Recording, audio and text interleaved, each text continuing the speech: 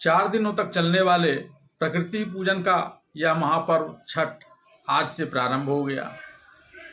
4 दिनों की इस महापर्व छठ की पहली पूजा प्रारंभ होती है नहाय खाए के साथ, और इस दिन व्रती और श्रद्धालु विशेषकर कद्दू की सब्जी खाते हैं, इसलिए इसका एक नाम कद्दू भात भी रखा गया है।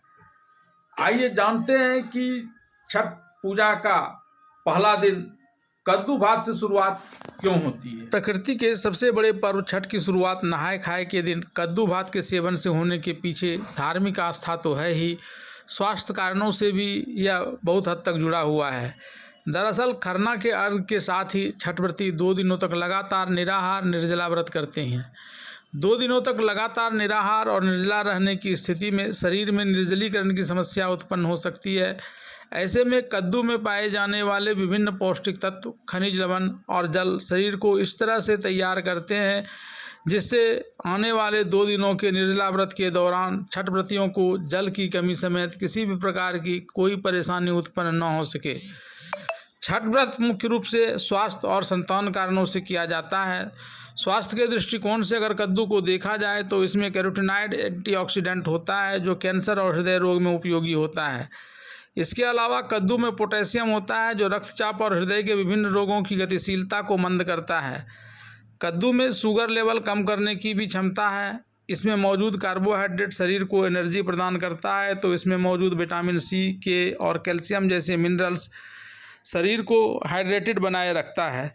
कद्दू में फाइबर की मात्रा अच्छा खासा होने के कारण यह पाचन तंत्र को दुरुस्त रखता है। साथ ही इसमें मौजूद जल शरीर को निर्जलीकरण से बचाता है।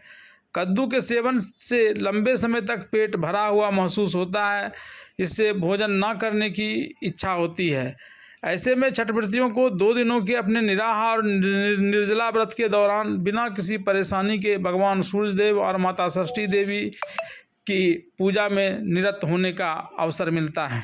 यूँ तो नहाय भात में कद्दू के साथ साथ और कई प्रकार की सब्जियां भी बनाई जाती हैं, लेकिन जैसा कि नाम है कद्दू भात, तो इसमें भात की भी अपनी प्रमुखता होती है। चावल जिससे भात बनता है उसमें कार्बोहाइड्रेट पाया जाता है जो शरीर को ऊर्जा प्रदान करता है। इसके अलावा चावल में मौजूद फाइबर यह हमारे अतड़ियों की गतिशीलता को कम करता है जिससे हमें भूख कम लगती है।